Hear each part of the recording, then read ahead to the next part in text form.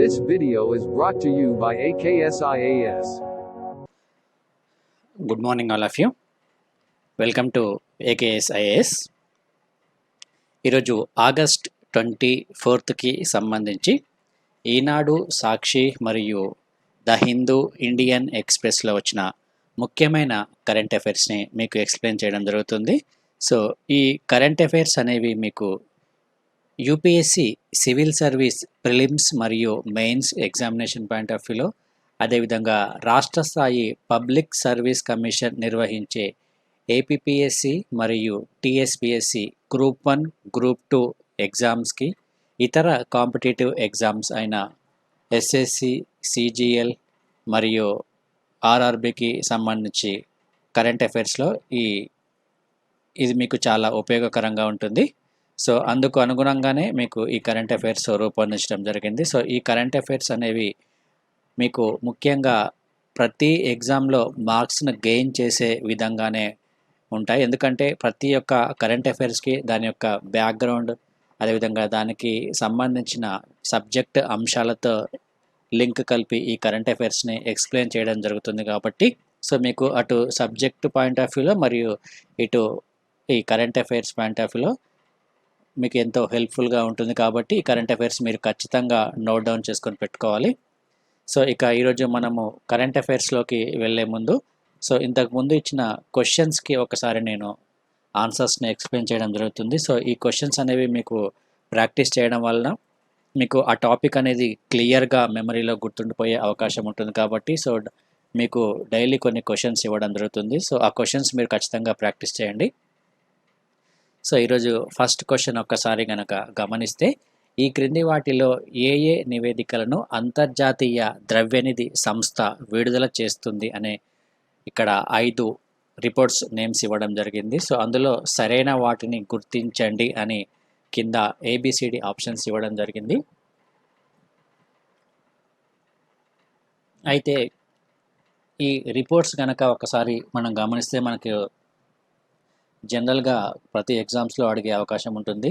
పలానా రిపోర్ట్ ఇచ్చేసి అది ఏ సంస్థ విడుదల చేస్తుంది అనే క్వశ్చన్స్ ఇవ్వడం అనేది జరిగింది. కాబట్టి సో ఆ పాయింట్ ఆఫ్ వ్యూలో మనం ఇది నేర్చుకోవాలి. ఇక్కడ 5 ఆప్షన్స్ కనుక మనం గమనిస్తే, వరల్డ్ ఎకనామిక్ అవుట్లుక్ ఒకటి, గ్లోబల్ ఫైనాన్షియల్ స్టెబిలిటీ రిపోర్ట్, అదేవిధంగా వరల్డ్ డెవలప్మెంట్ రిపోర్ట్ మరియు is of doing business report, global risk report. So ఈ 5 రిపోర్ట్లు వివిధ అంతర్జాతీయ సంస్థలు ఏదైతే ఉన్నాయో ఆ అంతర్జాతీయ సంస్థలు ప్రతి సంవత్సరం విడుదల చేయడం జరుగుతుంది. సో ఇందులో అంతర్జాతీయ ద్రవ్యనిధి సంస్థ, ఐఎంఎఫ్ అంటారు దీన్ని. సో ఇది విడుదల చేసే రిపోర్ట్లు కనుక ఒకసారి మనం గమనిస్తే, ఇందులో వరల్డ్ ఎకనామిక్ అవుట్లుక్ ఏదైతే ఉందో ఈ వరల్డ్ ఎకనామిక్ అవుట్లుక్ మరియు గ్లోబల్ ఫైనాన్షియల్ స్టెబిలిటీ రిపోర్ట్లను ఐఎంఎఫ్ ప్రతి సంవత్సరము 2 సార్లు విడుదల చేయడం జరుగుతుంది. కాబట్టి సో మనకి ఇక్కడ ఆన్సర్ వచ్చేసి 1 మరియు 2 మాత్రమే, ఇది గమనించాలి. సో ఇక మిగతా రిపోర్ట్స్ కనుక ఒకసారి చూసుకుంటే, world development report and is of doing business report are released by the world bank మరియు global risk report is released by the world economic forum. So ఇక్కడ ఒకసారి గమనించండి. సో గ్లోబల్ రిస్క్ రిపోర్ట్ ఏదైతే ఉందో దీన్ని వరల్డ్ ఎకనామిక్ ఫోరం రిలీజ్ చేస్తే, world economic forum దీన్ని release చేయడం జరుగుతుంది. సో నెక్స్ట్ వచ్చేసి సెకండ్, ఈ 3rd మరియు 4th రిపోర్ట్స్ ఏవైతే ఉన్నాయో ఈ 2 వచ్చేసి వరల్డ్ బ్యాంక్ రిలీజ్ చేయడం జరుగుతుంది. సో ఇది గుర్తుంచుకోండి. సో ఇక world economic outlook is biannual report that is released by in April and October. The global financial stability report ఏదైతే ఉందో దీనిని సెమీ యాన్యువల్గా రిలీజ్ చేయడం జరుగుతుంది. సో దీన్ని కూడా ఇంటర్నేషనల్ మానిటరీ ఫండే రిలీజ్ చేయడం అనేది జరుగుతుంది. కాబట్టి ఈ రిపోర్ట్స్ అనేది గుర్తుంచుకోండి, మీకు ఎగ్జామ్లో చాలా ఇంపార్టెంట్. సో ఇక సెకండ్ క్వశ్చన్ కనుక ఒకసారి మనం గమనిస్తే, బరాక్ అనే ప్రాంతం ఏ దేశంలో ఉంది అని ఇక్కడ 4 ఆప్షన్స్ ఇవ్వడం జరిగింది. సో ఈ 4 ఆప్షన్స్ కనుక పరిశీలిస్తే మనకు ఈ గల్ఫ్ మరియు సౌదీ కంట్రీస్కి చెందిన దేశాలుగా మనం చెప్పవచ్చును. Iran, United Arab Emirates, Saudi Arabia మరియు ఇజ్రాయిల్. సో ఇక్కడ ఈ 4 ఆప్షన్స్లో యునైటెడ్ అరబ్ ఎమిరేట్స్ అనేది కరెక్ట్ ఆన్సర్గా మనం చెప్పుకోవచ్చును. ఎందుకంటే ఇటీవల ఈ బరాక్ న్యూక్లియర్ పవర్ ప్లాంట్కి సంబంధించి వార్తల్లో వచ్చింది కాబట్టి సో మనకు ఇది ఇటీవల మీకు ఆల్రెడీ ఎక్స్ప్లెయిన్ చేయడం జరిగింది. సో దీని గురించి లాస్ట్ వీక్లో ఈ బరాక్ న్యూక్లియర్ పవర్ ప్లాంట్ తన యొక్క ఉత్పత్తిని స్టార్ట్ చేయడం జరిగింది. సో దీనిని ఇటీవల యునైటెడ్ అరబ్ ఎమిరేట్స్లో ఈ బరాక్ న్యూక్లియర్ పవర్ ప్లాంట్లో ఉన్న మొట్టమొదటి రియాక్టర్ ఏదైతే ఉందో ఈ రియాక్టర్ను సో అక్కడ నేషనల్ గ్రిడ్కు అనుసంధానం చేయడం జరిగింది. కాబట్టి దీన్ని మనం గుర్తుంచుకోవాలి. సో ఇందులో మనకు దాదాపుగా 5600 మెగావాట్ల విద్యుత్తును ఉత్పత్తి చేయనున్నారు ఈ బరాక్ న్యూక్లియర్ పవర్ ప్లాంట్ ద్వారా. సో ఈ అంశాలన్నీ గతంలో మీకు చెప్పాను. సో ఇక థర్డ్ క్వశ్చన్ కనుక ఒకసారి మనం గమనిస్తే భారతదేశ కంపెనీల చట్టము 2013లో కార్పొరేట్ సామాజిక బాధ్యత నిబంధనను చేర్చారు అనేది మొదటి స్టేట్మెంట్. సెకండ్ స్టేట్మెంట్ కార్పొరేట్ సామాజిక బాధ్యత కార్యకలాపాలను చేపట్టాల్సిన అవసరాన్ని చట్టబద్ధం చేసిన మొదటి దేశంగా భారత్ నిలిచింది అనేది సెకండ్ స్టేట్మెంట్. కాబట్టి సో మనకు ఇక్కడ సరికాని వాటిని గుర్తించండి అని ఇక్కడ ఇవ్వడం జరిగింది. సో మనకి ఇక్కడ పైన గనక తీసుకుంటే ఇవి 2 కరెక్ట్ స్టేట్మెంట్స్ మనకు చెప్పుకోవచ్చును. కాబట్టి మనకు ఆన్సర్ వచ్చేసి ఇది అవుతుంది. సో కార్పొరేట్ సోషల్ రెస్పాన్సిబిలిటీ అనేది మనకు ప్రిలిమ్స్ పాయింట్ ఆఫ్ వ్యూలో important.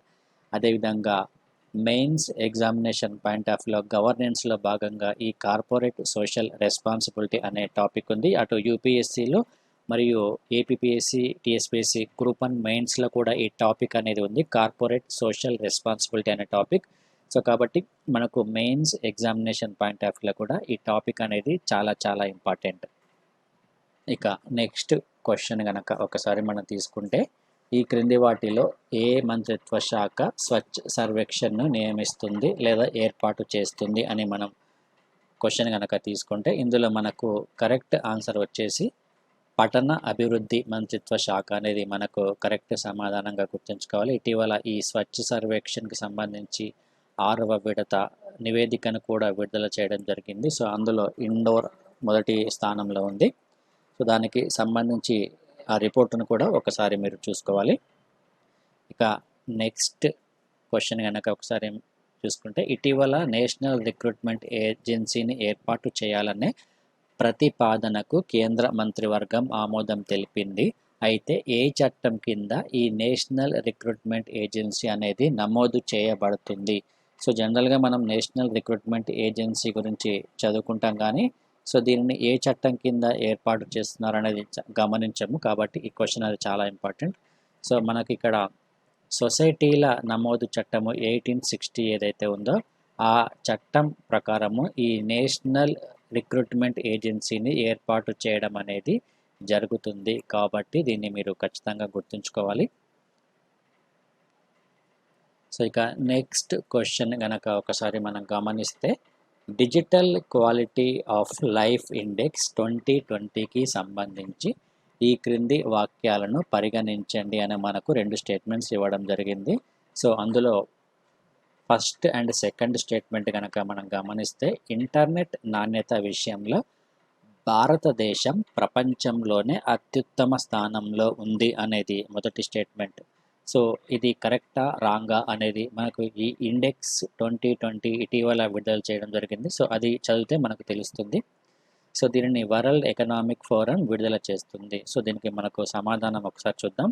So the index is prepared by the Surf shark. ఇది ఒక వర్చువల్ ప్రైవేట్ నెట్వర్క్ కంపెనీది. సో ఇది ఐలాండ్లో ఉంది కాబట్టి సో ఈ కంపెనీ పేరు, దీని లొకేషన్ కూడా మనం గుర్తుంచుకోవాలి. సో ఈ సర్ఫ్షాక్ అనే వర్చువల్ ప్రైవేట్ నెట్వర్క్ ప్రొవైడర్ ఈ ఇండెక్స్ని విడుదల చేయడం అనేది జరుగుతుంది. సో మన భారతదేశానికి సంబంధించి ర్యాంక్ కనుక ఒకసారి మనం తీసుకుంటే ఇంటర్నెట్ క్వాలిటీ పరంగా 78వ ర్యాంకును కైవసం చేసుకోవడం జరిగింది ఇండియా. కాబట్టి సో మిగతా మన చుట్టుపక్కల ఉన్న దేశాలతో కంపేర్ చేసుకుంటే ఇంటర్నెట్ నాణ్యత విషయంలో చాలా తక్కువ స్థానంలో ఉందని మనం చెప్పుకోవచ్చు భారతదేశము. So India ranks among the lowest in the world in terms of internet quality according to the digital quality of life report. So ఈ రిపోర్ట్ ప్రకారము ఇండియా అనేది చాలా అతి తక్కువ నాణ్యతవంతమైన ఇంటర్నెట్ సేవలను అందిస్తుందని చెబుతుంది. కాబట్టి మనకు ఇక్కడ సమాధానం వచ్చేసి ఇక్కడ ఇది రాంగ్, అదేవిధంగా ఇది కూడా రాంగ్ స్టేట్మెంట్ కాబట్టి సో మనకు ఆన్సర్ వచ్చేసి ఏది కాదు అవుతుంది. సో ఇక the report found that 7 of the 10 countries with the highest digital quality of life are in Europe with Denmark leading among the 85 countries. So Denmark అనేది మొట్టమొదటి స్థానంలో ఉంది ఈ ఇంటర్నెట్ హైయెస్ట్ డిజిటల్ క్వాలిటీకి సంబంధించి. So Canada stand out as a country with the highest digital quality of life in the Americas, while Japan takes the leading position ఆసియాకు సంబంధించి Japan అనేది మొదటి స్థానంలో ఉంది. సో అమెరికాకు సంబంధించి కెనడా అనేది మొదటి స్థానంలో ఉంది. Among the countries in the Africa, people in South Africa enjoy the highest quality of digital lifes whereas New Zealand leads in Oceania and out performing Australia in various digital areas. So South Africa అనేది ఇక్కడ Africa కంట్రీస్లో మొదటి స్థానంలో ఉంది, ఇది గుర్తుంచుకోవాలి. So మనకు ముఖ్యంగా ఈ నివేదిక అనేది డిజిటల్ క్వాలిటీ ఇంటర్నెట్ క్వాలిటీకి సంబంధించి నివేదికను అందజేయడం అనేది జరుగుతుంది. సో ఇది మనకు క్వశ్చన్ మరియు ఆన్సర్స్. సో ఇది ప్రిలిమ్స్ పాయింట్ ఆఫ్ వ్యూలో మనకు చాలా ఇంపార్టెంట్ ఈ టాపిక్స్ అనేవి. కాబట్టి ఇవన్నీ ఒకసారి మీరు రివైజ్ చేసుకుంటే మీకు ఈజీగా గుర్తుంటుంది. సో ఇక నెక్స్ట్ ఈరోజు మనము కరెంట్ అఫైర్స్లోకి వెళ్దాం. ఈరోజు కరెంట్ అఫైర్స్లో ముఖ్యంగా మనం ఫస్ట్ టాపిక్ కనుక తీసుకుంటే with 3 million cases COVID-19 unlikely to abate soon experts అనే ఒక ప్రధానమైన వార్త కనిపిస్తుంది. సో ఈ కోవిడ్ కేసులకు సంబంధించి మన భారతదేశంలో దాదాపుగా 30 లక్షల కేసులు అనేవి నమోదు అవ్వడం జరిగింది. సో దానికి సంబంధించి భవిష్యత్తులో ఈ కేసుల సంఖ్య మరింతగా పెరిగే అవకాశం ఉంది అని, సో తద్వారా హెడ్ ఇమ్యూనిటీ కూడా పెరుగుతుందని సో ఈ నిపుణులు ఒక నివేదికను చెప్పడం జరిగింది. సో దానికి సంబంధించిన వార్త. India crossed the 3 million cases after adding nearly 69,239 cases in the previous day, the 4th straight day that it added over the 69 cases. అంటే మన భారతదేశంలో ఇప్పుడు దాదాపుగా రోజుకి 69,000 పైగా కేసులు అనేవి నమోదవుతున్న సందర్భం ఉంది. సో ఈ విధంగానే కొనసాగితే మన భారతదేశము వచ్చే కొన్ని రోజుల్లోనే మొట్టమొదటి స్థానానికి వెళ్ళే అవకాశం ఉంటుంది. So India continued to be placed behind the Brazil and the United states. అంటే సో ప్రస్తుతం మన భారతదేశము 3వ స్థానంలో ఉందని చెప్పవచ్చును. సో మొదటి దేశాలు కనుక చూసుకుంటే యునైటెడ్ స్టేట్స్ మరియు బ్రెజిల్ అనేవి మనకంటే ముందు పొజిషన్లో ఉన్నాయి. సో ఇది చాలా విపత్కర పరిణామం అని మనం చెప్పుకోవచ్చును. ముఖ్యంగా ఈ లాక్డౌన్ నిబంధనలు ఏవైతే ఉన్నాయో సో వీటిని సడలించిన తర్వాత ఈ కేసుల సంఖ్య అనేది క్రమక్రమంగా పెరగడం జరిగింది. So India reported having the tested a million samples the first time it surpassed the milestone. So మొట్టమొదటిసారిగా ఇండియాలో 1 మిలియన్ టెస్ట్లను చేయడం అనేది జరిగింది. So it has conducting an average of 8,89,935 tests in the last 5 days and had tested 34 million samples till August 21. So దీని గురించి head immunity ఏదైతే ఉందో head immunity కూడా ఈ కేసుల సంఖ్య పెరిగే కొలది ముఖ్యమైన నగరాల్లో ఈ హెడ్ ఇమ్యూనిటీ కూడా పెరగడం అనేది జరుగుతుంది. సో తద్వారా ఆ కరోనా వైరస్ అనేది నియంత్రణలోకి వచ్చే అవకాశం ఉంటుంది ఈ హెడ్ ఇమ్యూనిటీ కనుక క్రమక్రమంగా పెరిగితే.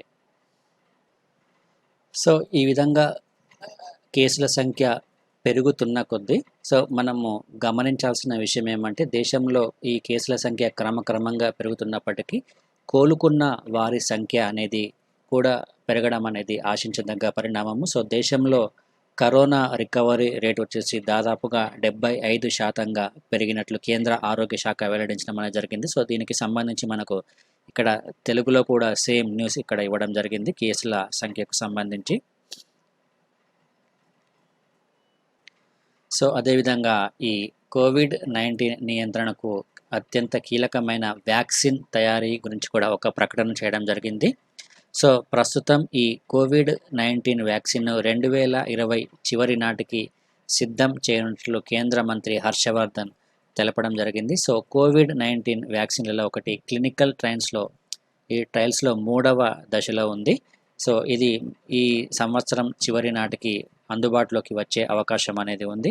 సో ఇక ఈ కోవిడ్-19కి సంబంధించి వస్తున్న వార్తలను సీరం ఇన్స్టిట్యూట్ ఖండించడం అనేది జరిగింది. సో దానికి సంబంధించి కూడా మనం చూసుకోవాలి. సో కోవిషీల్డ్ వ్యాక్సిన్ అందుబాటులోకి వస్తుందని ఒక ప్రచారం అనేది జరుగుతుంది. సో ఇటువంటి ప్రచారంలో ఎటువంటి వాస్తవం లేదని సీరం ఇన్స్టిట్యూట్ ఆఫ్ ఇండియా తెలపడం అనేది జరిగింది.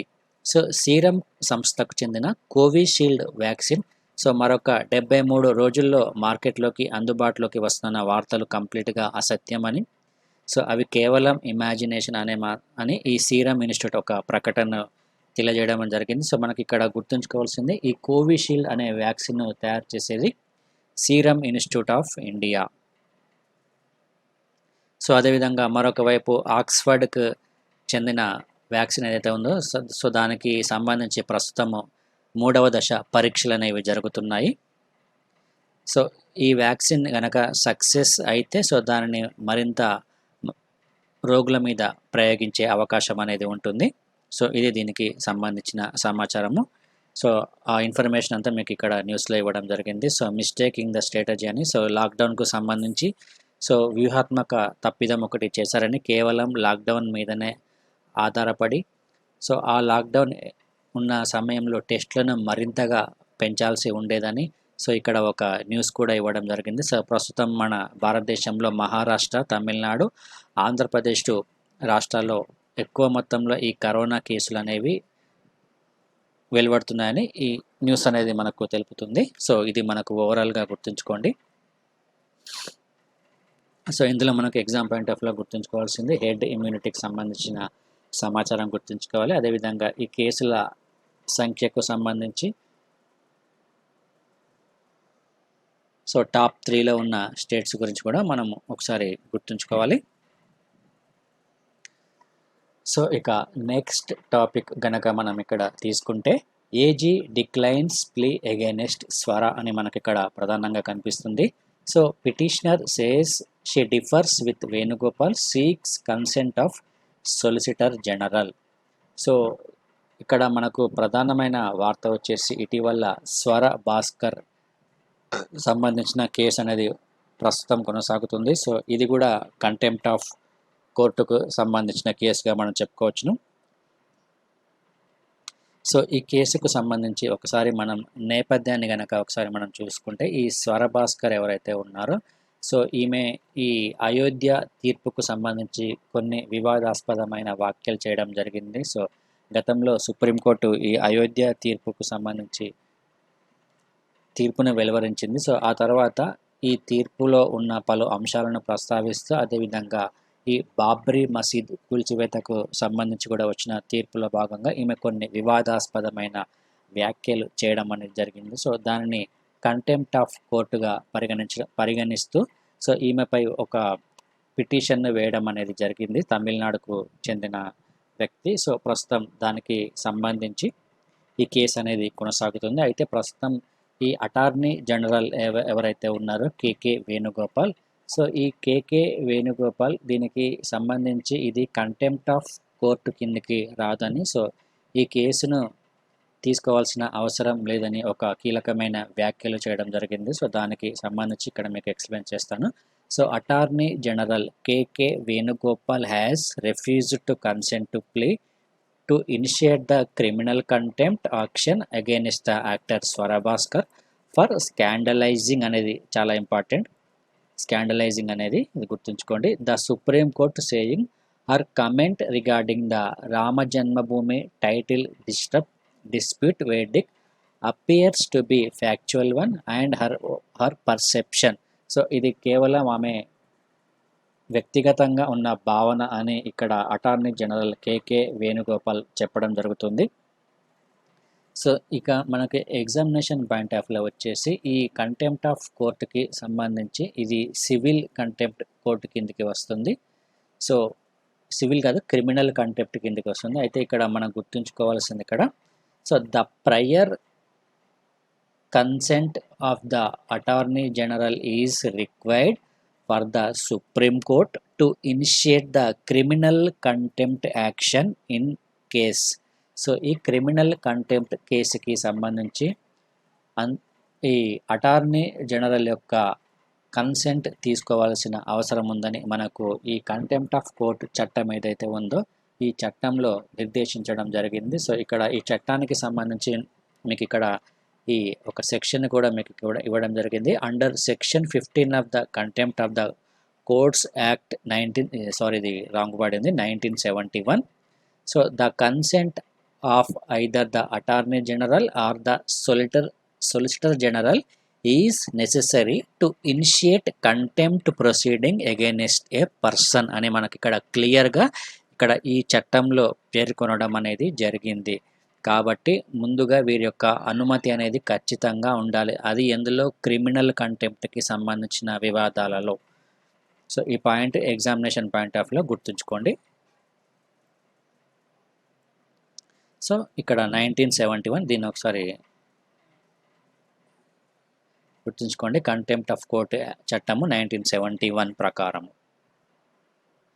అయితే ప్రస్తుతం ఈ అటార్నీ జనరల్ ఈ కేకే వేణుగోపాల్ ఎవరైతే ఉన్నారో ఇతను దీన్ని రెఫ్యూజ్ చేసిన సందర్భంలో పిటిషనరు సొలిసిటర్ జనరల్కి కూడా మరొక రిక్వెస్ట్ చేయడం జరిగింది. సో దీనిని ఈ కేసుని పరిగణించాలని. సో దీనిపై సొలిసిటర్ జనరల్ ఎటువంటి నిర్ణయం తీసుకుంటాడో వేచి చూడాలి. సో ఇది ఈ కేసుకి సంబంధించి. కాబట్టి ఈ పాయింట్స్ మీరు చాలా గుర్తుంచుకోండి. దీన్ని ఒకసారి నోట్ డౌన్ చేసుకోండి ఈ పాయింట్స్కి సంబంధించి. సో ఇక నెక్స్ట్ టాపిక్ గనక మనం ఇక్కడ తీసుకుంటే, not possible to fully block Chinese firms officials అని మనకు ఒక ప్రధానమైన వార్త కనిపిస్తుంది. ఇది ఇటీవల భారతదేశము చైనాకు సంబంధించి వివిధ యాప్స్ను బ్యాన్ చేయడం అనేది జరిగింది. సో దీనిని పూర్తిగా నిషేధించడం అనేది వీలు కాదు అని, సాధ్యపడదు అని భారతదేశానికి చెందిన అఫీషియల్స్ ఒక ప్రకటన ఇవ్వడం జరిగింది. So despite the uproar against the use of Chinese products amid the border standoff in eastern Ladakh and the government decision to ban several apps, government officials say it is not possible to fully decouple the trend due to the substantial investment by the Chinese companies in India. So ప్రస్తుతం భారత్ మరియు China మధ్య ఈ లడక్ ప్రాంతం మరియు ఈ గాల్వాన్ లోయ ప్రాంతంలో సరిహద్దు వివాదాలు అనేవి కొనసాగుతున్న నేపథ్యంలో భారతదేశం ఇటీవల ఒక నిర్ణయాన్ని తీసుకోవడం జరిగింది. ఈ చైనాకు సంబంధించిన యాప్స్ ఏవైతే ఉన్నాయో ఈ యాప్స్ను భారతదేశంలో పూర్తిగా నిషేధిస్తూ ఒక నిర్ణయాన్ని తీసుకోవడం జరిగింది. సో ప్రస్తుతం చైనా అనేక పెట్టుబడులు పెట్టిన నేపథ్యంలో సో వీటిని పూర్తిగా నిషేధించడం సాధ్యం కాదు అని ప్రస్తుతం ఈ అధికారులు తెలపడం జరుగుతుంది. సో ఈ చైనా నిషేధానికి సంబంధించి గతంలో ఈ కోటక్ మహీంద్రా చైర్మన్ ఉదయ్ కోట కూడా కొన్ని తీవ్రమైన వ్యాఖ్యలు చేయడం జరిగింది గతంలో.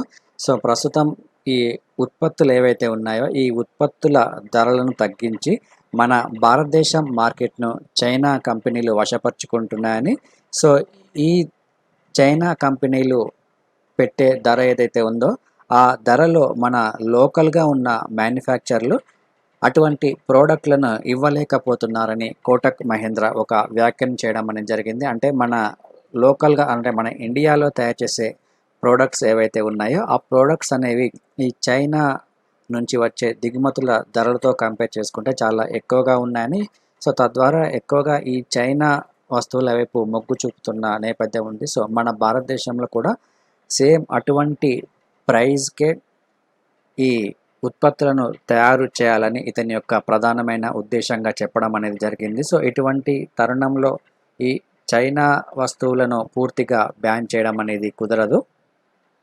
సో గత 2 దశాబ్దాలుగా గనక మనం గమనిస్తే ఈ చైనా ప్రోడక్ట్స్ ఏవైతే ఉన్నాయో ఈ చైనా ప్రోడక్ట్స్ అనేవి కేవలం భారతదేశంలోనే కాకుండా మిగతా దేశాలలో కూడా అవి మరింతగా విస్తరించాయని చెప్పుకోవచ్చును. ఎంతగా అంటే ప్రస్తుతం మన భారతదేశంలో దాదాపుగా $60 బిలియన్ విలువైన వస్తువులను మనం చైనా నుంచి దిగుమతి చేసుకుంటున్న సందర్భం ఉంది. సో ప్రస్తుతం ఉన్న ఈ గ్లోబల్ మార్కెట్లో చైనా అనేది ఒక మ్యానుఫ్యాక్చరింగ్ ఫ్యాక్టరీగా, ఒక మ్యానుఫ్యాక్చరింగ్ హబ్గా మారిందని మనం చెప్పవచ్చును.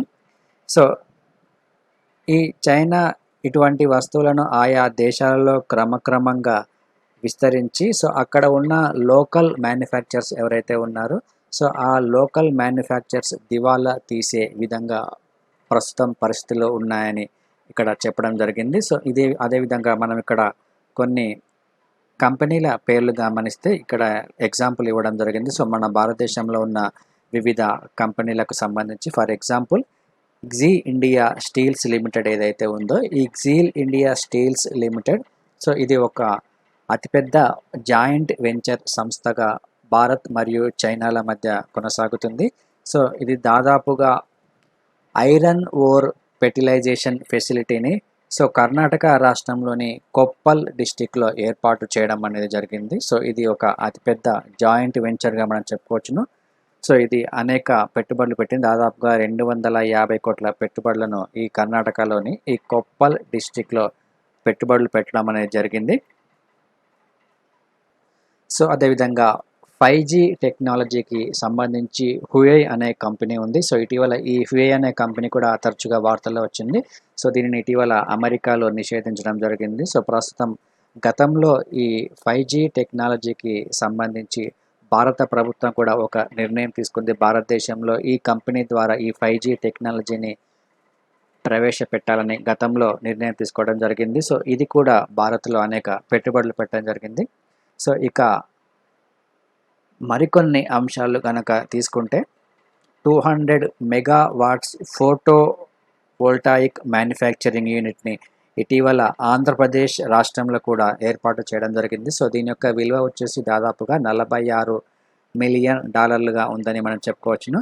సో ఈ విధంగా భారతదేశంలో అనేక కంపెనీలు అనేవి తమ యొక్క పెట్టుబడులను పెట్టిన నేపథ్యం ఉంది. సో వీటిని సడన్గా నిషేధించడం సాధ్యం అయ్యే పని కాదని ఇక్కడ ఈ న్యూస్ యొక్క ప్రధానమైన ఉద్దేశం.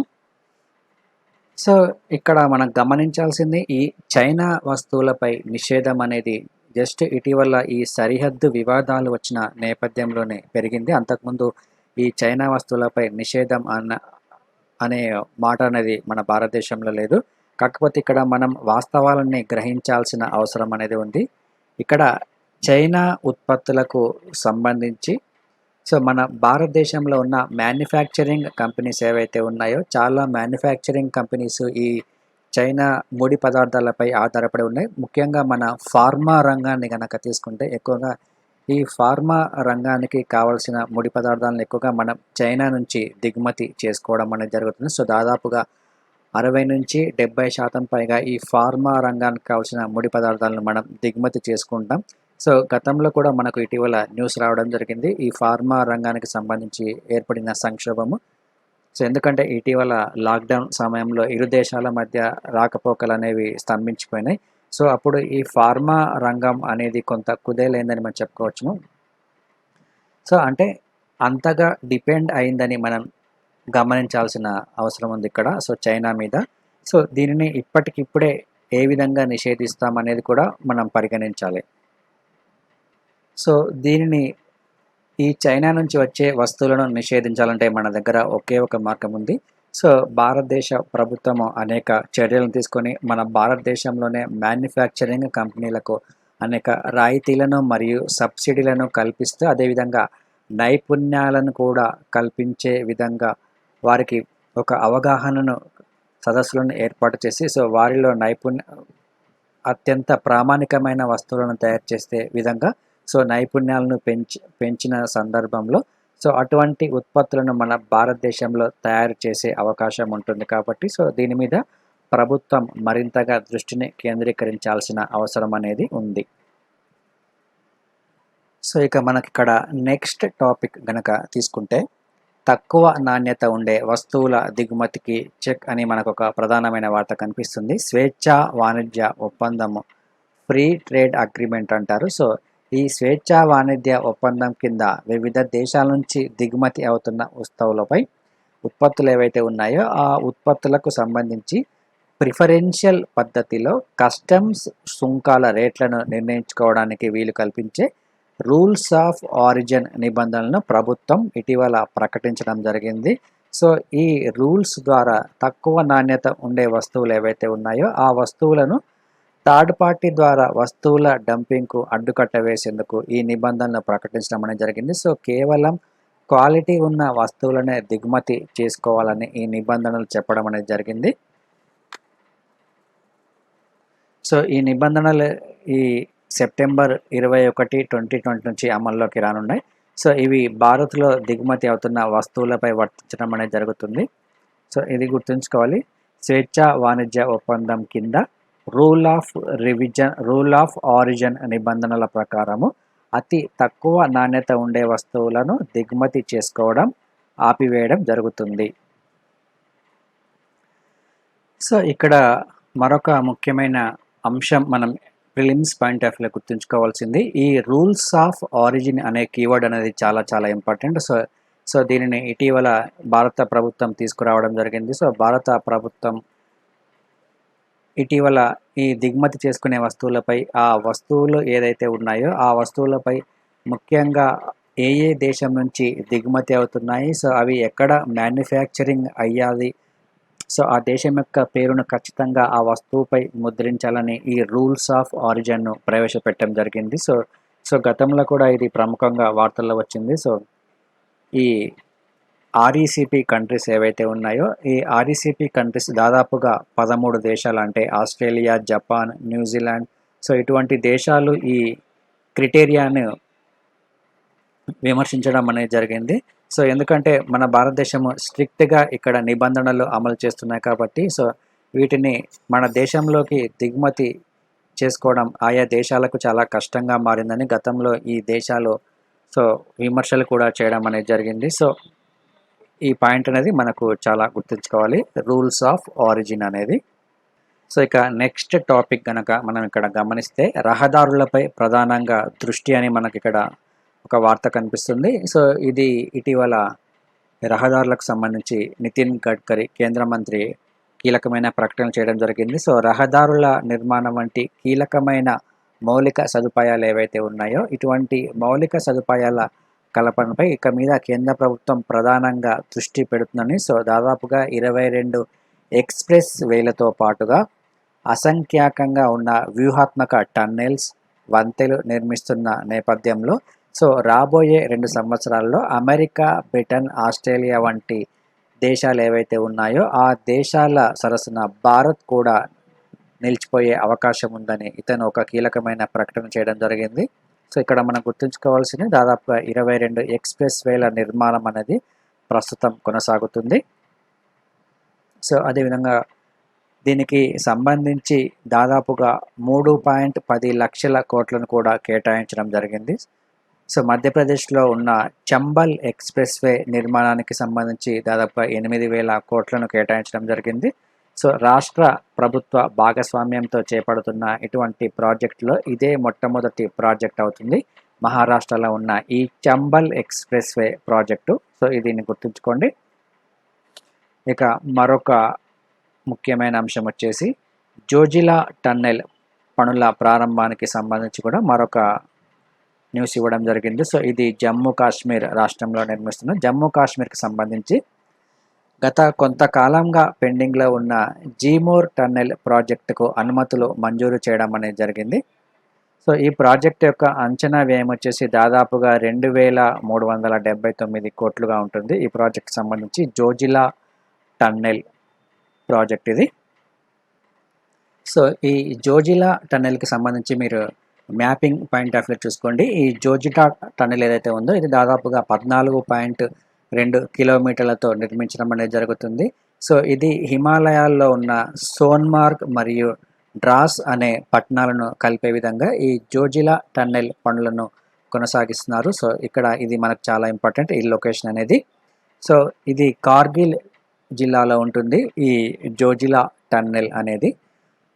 సో దీనిని గతంలో 2018వ సంవత్సరంలో దీనిని ప్రారంభించడం అనేది జరిగింది. సో ఇక్కడ ఎక్కువగా 6 నెలలు మంచు కురవడం, 6 నెలలు సాధారణ పరిస్థితులు ఉండడం వలన ఆ మంచు కురిసిన కాలంలో ఈ టన్నెల్ యొక్క పనులు అనేవి పూర్తిగా నిలిపివేయడం జరుగుతుంది. సో మిగతా కాలంలో ఈ టన్నెల్ పనులను కొనసాగిస్తారు కాబట్టి ఇది కొంతగా లేట్ అయ్యే అవకాశం ఉంటుంది. సో ఒక్కసారి కనుక ఈ జోజిలా టన్నెల్ కనుక కంప్లీట్ అవుతే సో ఇది ఆసియాలోనే లాంగెస్ట్ బై డైరెక్షనల్ రోడ్డుగా దీనికి గుర్తింపు అనేది వస్తుంది. ఆసియాలో బై డైరెక్షనల్ రోడ్డుగా దీనికి గుర్తింపు వస్తుంది. ఇది గుర్తుంచుకోండి. సో జోజిలా టన్నెల్ అనేది ఆసియాలోనే longest bidirectional road. So ప్రస్తుతం ఇది దీనికి సంబంధించిన సమాచారము. సో ఇక మనకు నెక్స్ట్ వార్త కనుక చూసుకుంటే, నెక్స్ట్ న్యూస్ కనుక చూసుకుంటే, Pakistan denies Dawood presence in its territory. So ప్రస్తుతము ఈ ఉగ్రవాదులు ఎవరైతే ఉన్నారో సో వారికి సంబంధించి సో పాకిస్తాన్ తమ దేశ భూభాగంలో లేనట్లు ఒక ప్రకటన చేయడం జరిగింది, ముఖ్యంగా దావూద్ ఇబ్రహీంకి సంబంధించి. సో అయితే మనకి ఇక్కడ ఎగ్జామినేషన్ పాయింట్ ఆఫ్ లో ఇంపార్టెన్స్ వచ్చేసి సో ఎందుకు ఈ ప్రకటన చేసింది అనేది మనకు చాలా ఇంపార్టెంట్.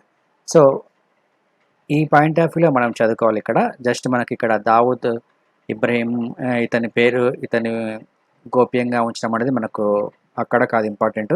సో దీనికి లింకింగ్ ఎక్కడ ఉంది అనేది మనం చూసుకోవాలి. అయితే ఇక్కడ మనకు గమనించాల్సింది, గతంలో దావూద్ ఇబ్రహీం తమ దేశంలోనే ఉన్నట్లు ప్రకటించినప్పటికీ ఇప్పుడు సడన్గా తన యొక్క రూటు మార్చి ప్రస్తుతం ఈ దావూద్ ఇబ్రహీం తమ దేశంలో లేడని గత 24 గంటల్లోనే మాటను మార్చడం అనేది మనం ప్రధానంగా గుర్తుంచుకోవాలి. అయితే సో ప్రస్తుతం అంతర్జాతీయంగా అనేక ఆంక్షలు ఎదుర్కొంటున్న పాకిస్తాన్ సో తన యొక్క ఉగ్రవాద కార్యకలాపాలు ఏవైతే ఉన్నాయో సో వాటిని తగ్గించుకుంటే తప్ప వారికి సహాయం చేసేది లేదని ప్రపంచంలో ఉన్న వివిధ దేశాలు అదేవిధంగా ఆర్థిక సంస్థలు ఏవైతే ఉన్నాయో సో అవి ప్రకటించిన నేపథ్యంలో ప్రస్తుతం పాకిస్తాన్ ఇటువంటి నిర్ణయాన్ని ప్రకటించడం అనేది జరిగింది. సో ఇక్కడ మనకు ముఖ్యంగా గుర్తుంచుకోవాల్సింది ఫైనాన్షియల్ యాక్షన్ టాస్క్ ఫోర్స్కి సంబంధించి కూడా మనం గుర్తుంచుకోవాలి. ఈ ఫైనాన్షియల్ యాక్షన్ టాస్క్ ఫోర్స్ గతంలో అంటే 2018వ సంవత్సరంలో ఈ ఉగ్రవాదుల స్థావరాలు ఉన్నాయన్న నేపథ్యంలో పాకిస్తాన్ను గ్రే లిస్టులో ఉంచడం అనేది జరిగింది. సో ఇది గతంలో కూడా మనకు వార్తల్లో ప్రముఖంగా వచ్చింది, ఈ FATFకి సంబంధించి financial action task force. So ప్రస్తుతం ఈ గ్రే లిస్ట్ నుంచి తప్పించుకునేందుకు గాను టెర్రరిస్టులు మరియు ఈ టెర్రరిస్టుల ఆర్గనైజేషన్స్కి సంబంధించి ఈ కీలకమైన ప్రకటన చేయడం అనేది జరిగింది. సో ఈ క్రమంలోనే తాజాగా దాదాపుగా 88 నిషేధిత సంస్థలు మరియు వ్యక్తులపై వివిధ ఆంక్షలను విధిస్తూ పాకిస్తాన్ ప్రభుత్వము అనేక నోటిఫికేషన్లను కూడా జారీ చేయడం జరిగింది.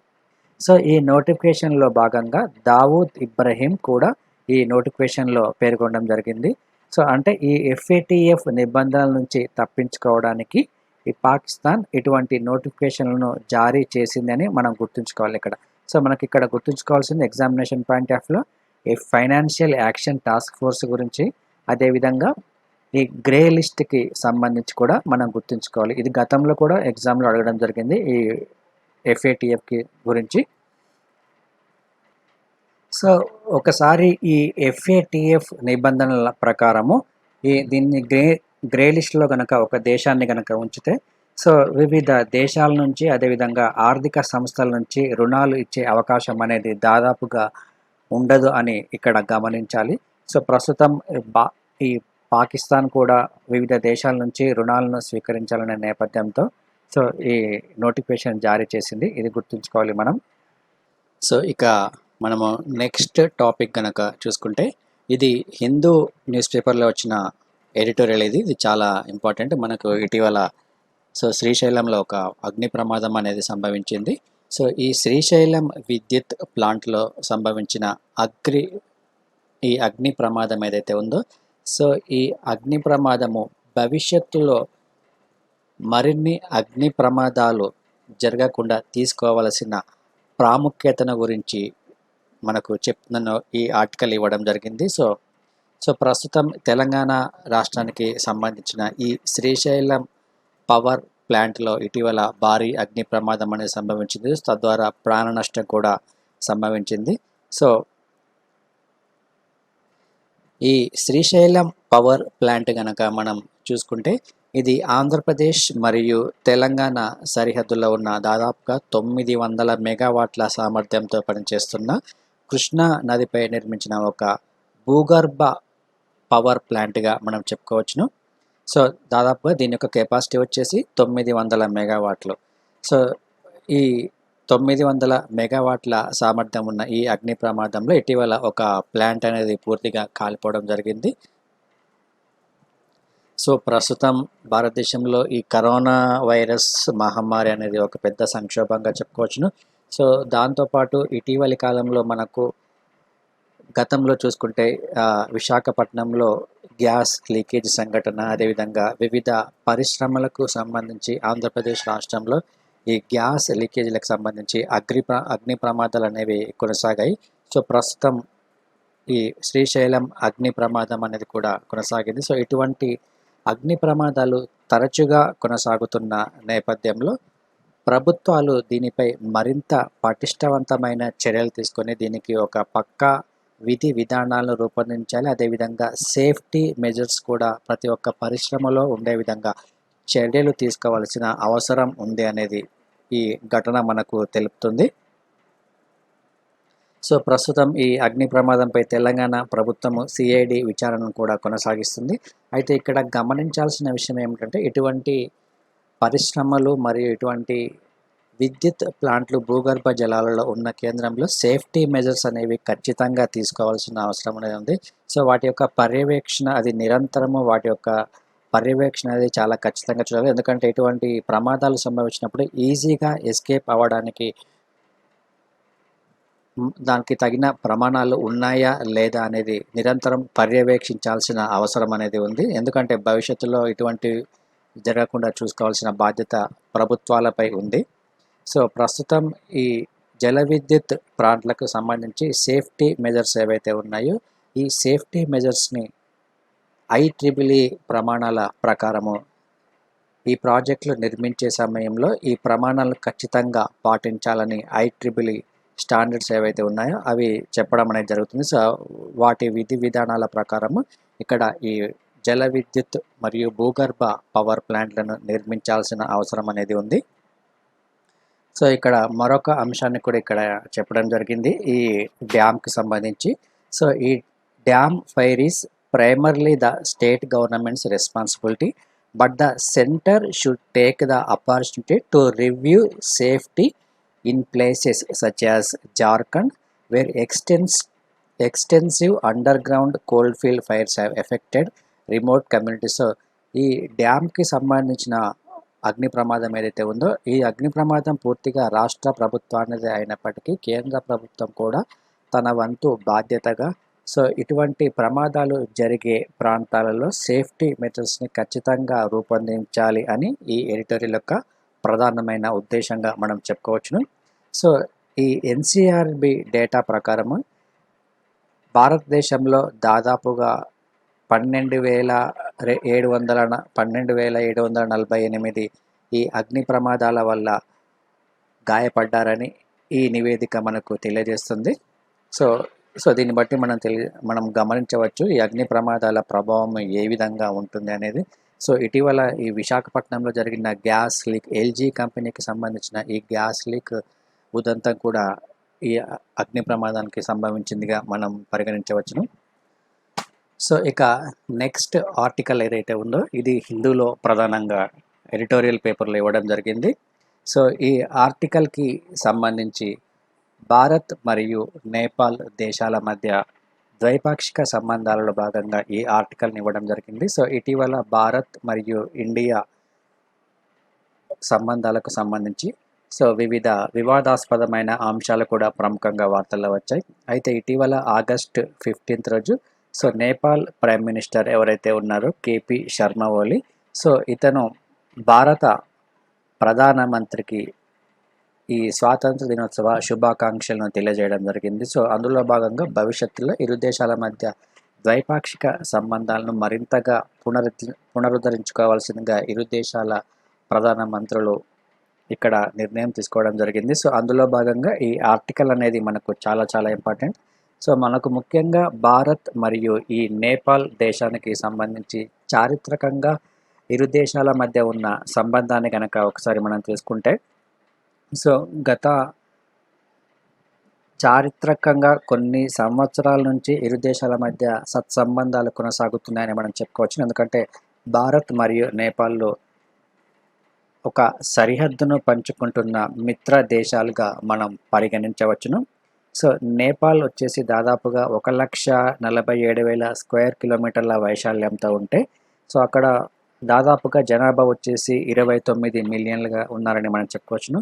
సో ఇది ప్రస్తుతం భారతదేశంతో దాదాపుగా 1850 కిలోమీటర్ల మేర తన యొక్క సరిహద్దును పంచుకుంటున్న నేపథ్యంలో దాదాపుగా ఇరు దేశాల మధ్య ఈ సరిహద్దుకు సంబంధించి వివాదాలు తలెత్తే అవకాశం అనేది ఉంది.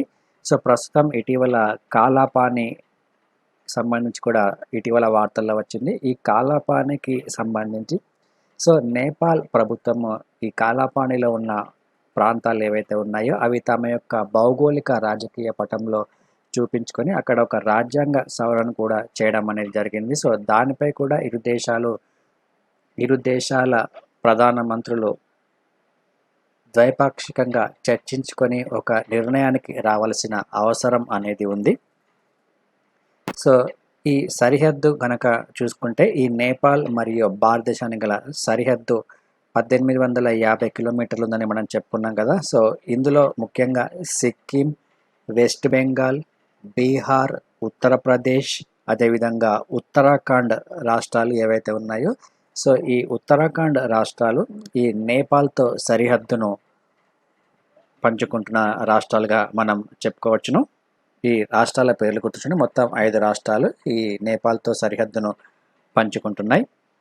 సో దీనికి సంబంధించి మనకు గతంలో కూడా వివిధ ఒప్పందాలు అనేవి జరిగాయి. సుగాలి ఒప్పందం అనేది కూడా ఇటీవల మనకు వార్తల్లో వచ్చింది. కాళీ రివర్కి సంబంధించి. కాళీ రివర్ అనేది ఇరు దేశాల మధ్య ఉన్న ఒక వివాదాస్పదమైన రివర్గా మనం చెప్పవచ్చును. సో దీనికి సంబంధించి గతంలో బ్రిటిష్ ఇండియా ఉన్న కాలంలో ఈస్ట్ ఇండియా కంపెనీకి మరియు ఈ నేపాల్కి మధ్య సుగాలి ఒప్పందం అనేది జరిగింది. సో ఈ సుగాలి ఒప్పందం సంబంధించి ఇటీవల ఈ కాళీ రివర్ మీద ఒక బ్రిడ్జిని కూడా నిర్మిస్తున్నారు. సో అది ఇటీవల కూడా మనకు ఒక వివాదాస్పదమైన అంశంగా మారింది. సో ఇంకా మిగతా విషయాలు కనుక మనం తీసుకుంటే, India Nepal treaty of piece and friendship ఒప్పందం అనేది 1950వ సంవత్సరంలో జరిగిన ఒక ఒప్పందంగా మనం చెప్పుకోవచ్చును. సో ఇది ఇరు దేశాల మధ్య కుదిరిన ఒప్పందము ఈ సరిహద్దు వివాదాలకు సంబంధించి. సో అదే మనకి ఇక్కడ మెయిన్గా ఈ ఆర్టికల్లో ఇవ్వడం అనేది జరిగింది. సో ఇటీవల యూనిలేటరల్ యాక్షన్స్ అంటే నేపాల్ ప్రభుత్వము ఏకపక్ష నిర్ణయాలు తీసుకోవడం అనేది జరిగింది ఈ మ్యాప్కి సంబంధించి, సరిహద్దు మ్యాప్కి సంబంధించి. అందులో ముఖ్యంగా గుర్తుంచుకోవాల్సింది ఈ కాలాపాని మ్యాప్, అదేవిధంగా సుస్తా అనే ఒక ప్రదేశం ఉంది. ఈ ప్రాంతానికి సంబంధించిన మ్యాప్ కూడా ఇది కూడా ఇటీవల వార్తల్లో వచ్చింది. కాలాపాని అండ్ సుస్తా ఈ 2 ప్రదేశాలు గుర్తుంచుకోవాలి. మనకు prelims point of view important, అదేవిధంగా మెయిన్స్ పాయింట్ ఆఫ్ వ్యూలో కూడా ఇంపార్టెంట్. సో ఇటీవల ఈ ఇరు దేశాల మధ్య జరిగిన చర్చల్లో భాగంగా India Nepal joint project monitoring కమిటీని కూడా ఏర్పాటు చేయడం అనేది జరిగింది. ఇది కూడా గుర్తుంచుకోండి. India Nepal joint project monitoring committee on August 17th chaired by the Indian ambassador to Nepal and the Nepal foreign secretary. So ఇందులో వీరు అధ్యక్షులుగా కొనసాగుతారు. వీరు ఏం చేస్తారంటే ఈ వివాదాస్పదమైన ప్రాంతాలు ఏవైతే ఉన్నాయో ఈ వివాదాస్పదమైన ప్రాంతాల మీద ఒక రివ్యూ మీటింగ్ని ఏర్పాటు చేసి ఇరు దేశాల మధ్య ఎటువంటి విభేదాలు లేకుండా ఈ సమస్యను పరిష్కరించుకునే దిశగా చర్చలు కొనసాగించే అవకాశం అనేది ఉంటుంది ఈ India Nepal joint project monitoring committee ద్వారా. ఇది గుర్తుంచుకోండి ప్రిలిమ్స్ పాయింట్ ఆఫ్ వ్యూలో. సో అదేవిధంగా ఆల్రెడీ మీకు చెప్పాను ట్రీటీ ఆఫ్ సుగాలి గురించి. ఇది 1816లో జరిగింది. సో రిగార్డింగ్ ద కాళీ రివర్కి సంబంధించి as the boundary between the 2 countries in western sector. This was no map attached to the treaty. అయితే ఇక్కడ మనం గమనించాల్సిన విషయం ఏదైతే ఉందో, ఈ సుగాలి ఒప్పందం ఏదైతే ఉందో, ఈ సుగాలి ఒప్పందాన్ని కుదుర్చుకున్న సందర్భంలో అక్కడ ఈ టెరిటరీ మ్యాప్కి సంబంధించి ఈ కాళీ రివర్ మ్యాప్ అనేది ఎక్కడ పేర్కొనలేదు.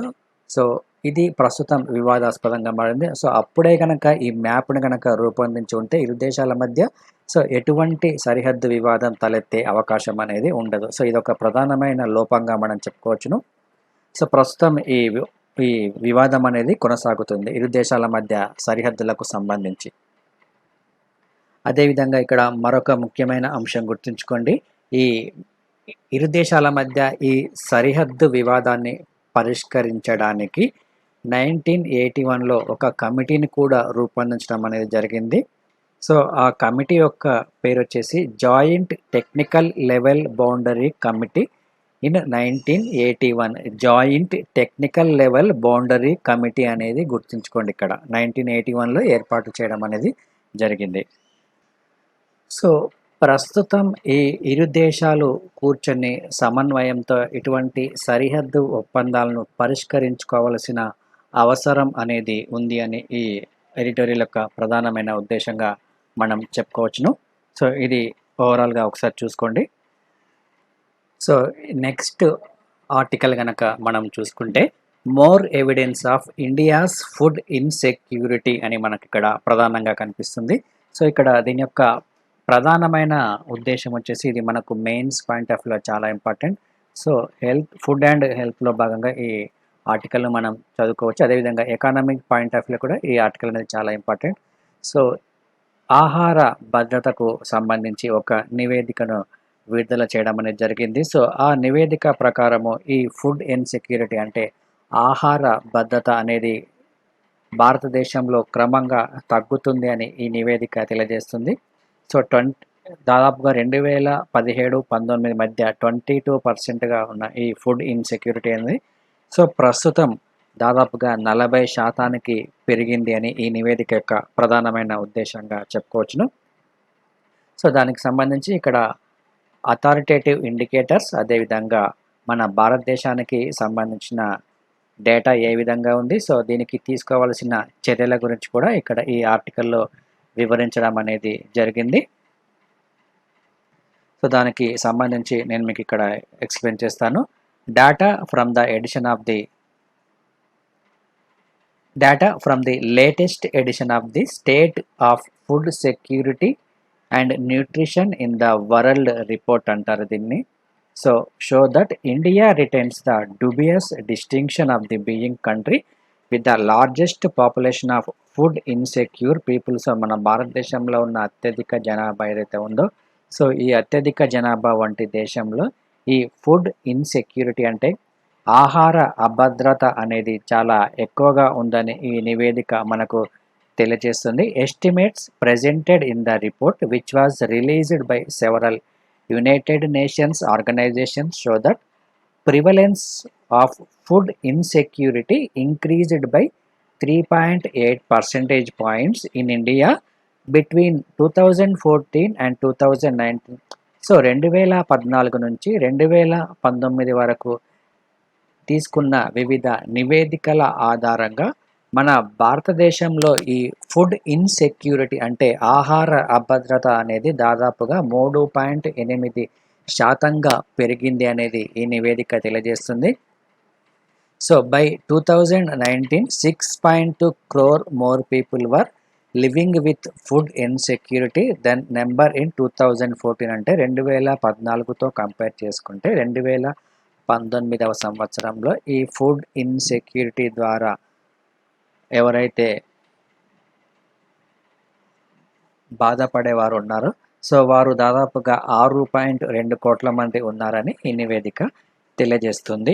దీని యొక్క ప్రధానమైన నివేదిక యొక్క ముఖ్యమైన పాయింట్స్ ఇవి మనకు ప్రిలిమ్స్లో ఇంపార్టెంట్, అదేవిధంగా మెయిన్స్లో కూడా చాలా ఇంపార్టెంట్, గుర్తుంచుకోండి. సో ఈ SOFI రిపోర్ట్ ఏదైతే ఉందో సో దీనిని ప్రతి సంవత్సరము విడుదల చేయడం అనేది జరుగుతుంది. ఇది ముఖ్యంగా ప్రపంచంలో ఉన్న హంగర్ మరియు ఫుడ్ ఇన్సెక్యూరిటీ అంటే ఆకలి మరియు ఆహార అభద్రతకు సంబంధించిన నివేదికను విడుదల చేస్తుంది. SOFI report, state food security and nutrition in the world report అని మనం దీన్ని పరిగణించాలి. Since 2017 SOFI presents two key measures of food insecurity: the conventional measure called the prevalence of undernourishment and new measure called the prevalence of moderate and severe food insecurity. So ఈ రెండు గుర్తుంచుకోవాలి. ముఖ్యంగా ఈ 2 measures ఇక్కడ ఇవ్వడం జరిగింది. Food ఇన్సెక్యూరిటీలో భాగంగా conventional అంటే సాంప్రదాయ పద్ధతి అనేది conventional measure call the prevalence of under nourishment, పోషకాహార తక్కువగా ఉన్న విధానం అనేది. సో సెకండ్ వచ్చేసి prevalence of moderate and severe food insecurity. So ఇది సెకండ్ మెజర్, దీన్ని గుర్తుంచుకోవాలి. అంటే ఇక్కడ మోడరేట్ అంటే మధ్యస్థంగా మరియు సివియర్ అంటే అత్యంత తీవ్రంగా ఈ ఫుడ్ ఇన్సెక్యూరిటీ ఉంది అనే ఒక మెజర్మెంట్స్తో ఈ విధానాన్ని ఈ రిపోర్ట్ను తయారు చేయడం అనేది జరుగుతుంది. సో ఈ రెండు విధానాలు ప్రపంచవ్యాప్తంగా అనేక దేశాలు కూడా అంగీకరించడం అనేది జరిగింది. సో మనకు ప్రస్తుతం ఈ సస్టైనబుల్ డెవలప్మెంట్ గోల్కి సంబంధించి కూడా ఈ ఆహార భద్రతకు సంబంధించి సస్టైనబుల్ డెవలప్మెంట్ గోల్ అనేది కూడా ఉంది.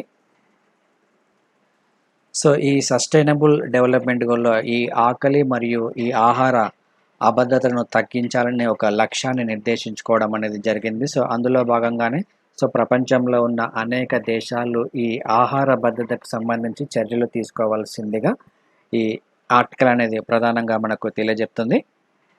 సో ఈ ఆర్టికల్కి ఒకసారి ఇక్కడ ఇచ్చిన డేటాను ఒకసారి గుర్తుంచుకోండి. సో ఇది ఒకసారి బ్రీఫ్గా చూసుకోండి మనకు. సో ఇక నెక్స్ట్ టాపిక్ కనుక మనం చూసుకుంటే పర్యావరణ అనుకూల లిథియం బ్యాటరీలు అని మనకు వార్త కనిపిస్తుంది. సో ప్రస్తుతం మనము ఉపయోగిస్తున్న లిథియం అయాన్ బ్యాటరీల కన్నా అత్యంత చౌకగా మరింత ఎక్కువ శక్తిని నిల్వ చేసే లిథియం సల్ఫర్ బ్యాటరీలను భారత పరిశోధకులు తయారు చేయడం అనేది జరిగింది. ఇవి పర్యావరణ అనుకూలంగా ఉంటాయి ఈ బ్యాటరీలు. సో బాంబే IIT శివనాడర్ విశ్వవిద్యాలయ శాస్త్రవేత్తలు ఈ బ్యాటరీలను తయారు చేయడం అనేది జరిగింది. సో వీటిని ల్యాప్టాప్లు, మొబైల్ ఫోన్స్, స్మార్ట్ వాచెస్, అదేవిధంగా ఎలక్ట్రానిక్ కార్లకు ఈ లిథియం అయాన్ బ్యాటరీలని ప్రస్తుతం వాడుతున్నారు. అయితే ఈ లిథియం అయాన్ బ్యాటరీలకు వచ్చేసి ఇవి ఇంధనాన్ని నిల్వ చేసే విషయంలో అవి సమర్థవంతమైనవి కావని, సో వీటి యొక్క బరువు కూడా చాలా ఎక్కువగా ఉంటుందని వాటి స్థానంలో ఈ నూతన బ్యాటరీలను తయారు చేయడం అనేది జరిగింది.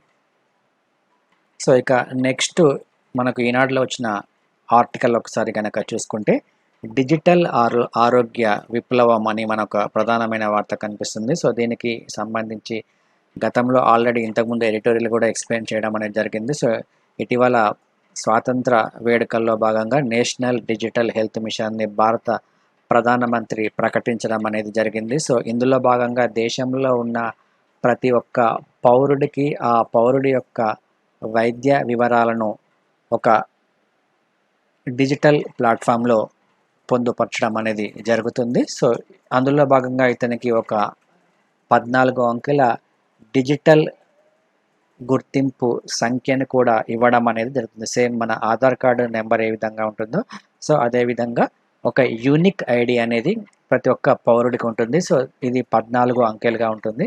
సో ఇది జాతీయ వైద్య రంగంలో ఒక డిజిటల్ రంగంలో ఒక మెరుగైన విప్లవంగా మనం చెప్పుకోవచ్చు. ఎందుకంటే ఒకసారి కనుక ఒక పేషెంట్ యొక్క డేటాను ఒక దగ్గర సెక్యూర్డ్గా భద్రపరిస్తే సో ఆ పేషెంట్ దేశంలో ఎక్కడ చూపించుకున్నా కానీ అతని యొక్క వైద్య వివరాలకు సంబంధించిన చరిత్ర అనేది నిక్షిప్తమై ఉంటుంది. తద్వారా మరింత మెరుగైన చికిత్సను అందించే అవకాశం అనేది ఉంటుంది. కాబట్టి సో ఇది ఒక ప్రయోగాత్మక చర్య అని మనం చెప్పుకోవచ్చును వైద్య రంగంలో. అయితే ఇక్కడ గుర్తుంచుకోవాల్సింది ఈ రోగి యొక్క సమాచారం ఏదైతే ఉందో ఆ సమాచారాన్ని కూడా సో ఇతరులకు అది చేరకుండా దానిని కాపాడవలసిన బాధ్యత కూడా ఈ ప్రభుత్వం మీద ఉందని గుర్తుంచుకోవాలి. ఎందుకంటే ముఖ్యంగా మనకు గుర్తుంచుకోవాల్సింది డేటా సెక్యూరిటీ అనేది చాలా ఇంపార్టెంట్. సో అదేవిధంగా మనకు ప్రాథమిక హక్కుల్లో పొందుపరిచిన భారత రాజ్యాంగంలో పొందుపరిచిన వ్యక్తిగత గోప్యత అనేది కూడా గుర్తుంచుకొని సో ఈ నేషనల్ డిజిటల్ హెల్త్ మిషన్ ఏదైతే ఉందో ఈ నేషనల్ డిజిటల్ హెల్త్ మిషన్లో భాగంగా ఈ వ్యక్తిగత సమాచారాన్ని కూడా ప్రాధాన్యత ఇవ్వాల్సిన అవసరం అనేది ఉంది. సో ఎందుకంటే గతంలో మనకు ఆధార్ కార్డుకి సంబంధించి కూడా ఈ వ్యక్తిగత గోప్యత ఏదైతే ఉందో దీనికి సంబంధించి సుప్రీంకోర్టులో అనేక కేసులను వేయడం జరిగింది. సో అటువంటి పరిస్థితే ఈ నేషనల్ డిజిటల్ హెల్త్ మీద రాకుండా మరింతగా జాగ్రత్త పడాల్సిన అవసరం అనేది ఉంది. ఎందుకంటే ఇది ఆరోగ్య రంగానికి సంబంధించింది కాబట్టి సో దీనిని త్వరితగతంగా పూర్తి చేయడానికి అదేవిధంగా ఎటువంటి సమస్యలు అనేవి భవిష్యత్తులో తలెత్తకుండా చూసుకోవాల్సిన బాధ్యత కూడా ఈ భారత ప్రభుత్వం మీద ఉంది అని గుర్తుంచుకోవాలి. ఇక నెక్స్ట్ టాపిక్ గనక మనం తీసుకుంటే మారనున్న వాతావరణం అని మనకి ఇక్కడ ఒక వార్త కనిపిస్తుంది. ప్రస్తుతం అమెరికా అధ్యక్షుడు ఈ పారిస్ ఒప్పందం ఏదైతే ఉందో ఈ ప్యారిస్ ఒప్పందం నుంచి వైదొలిగిన నేపథ్యంలో ప్రస్తుతం ఈ నవంబర్ 3వ తేదీన అమెరికా అధ్యక్ష ఎన్నికలు జరుగుతున్నాయి. సో ఒకవేళ ప్రస్తుతం ఉన్న అధ్యక్షుడి స్థానంలో కొత్త అధ్యక్షుడు గనక ఎన్నికైతే ఈ ప్యారిస్ ఒప్పందం యొక్క పరిస్థితి ఏ విధంగా ఉంటుందని ఇక్కడ ఒక చిన్న ఆర్టికల్ ఇవ్వడం జరిగింది. సో గతంలో అమెరికా 2015వ సంవత్సరంలో ఈ ప్యారిస్ వాతావరణ ఒప్పందం నుంచి వైదొలుగుతున్నట్లు ట్రంప్ ప్రకటించడం అనేది జరిగింది. సో వాతావరణ మరియు పర్యావరణ అంశాలపై తీసుకున్న ఒక పెద్ద నిర్ణయంగా దీన్ని పరిగణించడం జరిగింది. దీని మీద గతంలో కూడా అనేకమైన విమర్శలు కూడా వెల్లువెత్తాయి ఈ పర్యావరణానికి సంబంధించి. ఎందుకంటే ప్రపంచవ్యాప్తంగా అత్యధికంగా పర్యావరణ కాలుష్యాన్ని వెదజల్లుతున్న దేశాలలో అమెరికా మొట్టమొదటి స్థానంగా ఉంది. ఈ కర్బన ఉద్గారాలను వాతావరణంలోకి విడుదల చేస్తున్న దేశాల్లో మిగతా దేశాలతో కంపేర్ చేసుకుంటే అమెరికా అనేది మొదటి స్థానంలో ఉంది.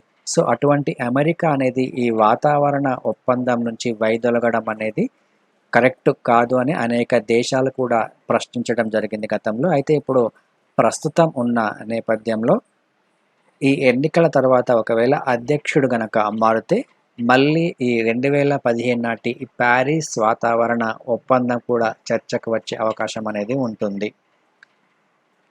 సో ఇందులో మీరు చూసుకోవాల్సింది ఈ ప్యారిస్ పర్యావరణ ఒప్పందం గురించి ఒకసారి మీరు చూసుకోవాలి. ఎందుకంటే అది చాలా మనకు ఎగ్జామ్లో వచ్చింది. సో భూతాపం అనేది క్రమంగా పెరుగుతున్న నేపథ్యంలో దాదాపుగా 2 డిగ్రీల సెల్సియస్ కన్నా తక్కువగా ఉండే విధంగా అన్ని దేశాలు కృషి చేయాలని ఈ ఒప్పందంలో కుదుర్చుకోవడం అనేది జరిగింది. సో తద్వారా పర్యావరణాన్ని కాపాడాలని సో అదేవిధంగా ఈ పర్యావరణానికి సంబంధించి అంతర్జాతీయ సౌర కూటమి కూడా ఒకసారి మనం చూసుకోవాలి. ఇక నెక్స్ట్ టాపిక్ కనుక తీసుకుంటే ఇది prelims point of view important. So China ఒక రిమోట్ సెన్సింగ్ ఉపగ్రహాన్ని ప్రయోగించింది. ఆప్టికల్ రిమోట్ సెన్సింగ్ ఉపగ్రహం అంటారు. దీని యొక్క పేరు గుర్తుంచుకోండి, గావోఫెన్ 905 అనే ఈ ఉపగ్రహాన్ని జియోక్వాన్ శాటిలైట్ సెంటర్ నుంచి లాంగ్ మార్చ్ 2D రాకెట్ ద్వారా ఈ చైనా ప్రయోగించడం అనేది జరిగింది.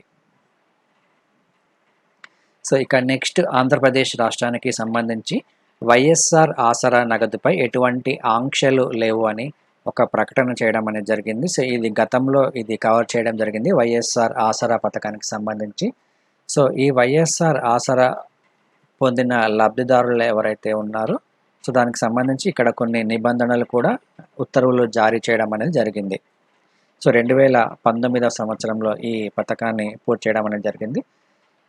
సో ఇక్కడ ఈ నూతనంగా చేర్చిన ఈ నిబంధనల ప్రకారము 2019 ఏప్రిల్ 11వ తేదీ నాటికి పొదుపు సంఘాలకు బ్యాంకులో ఉన్న అప్పు మొత్తాన్ని ఈ ఆసరా పథకం ద్వారా ఈ ఆర్థిక ఏడాది నుంచి 4 విడతల్లో అక్కడ సంబంధిత సంఘం ఏదైతే ఉందో వారి యొక్క ఖాతాలో జమ చేయనున్నారు.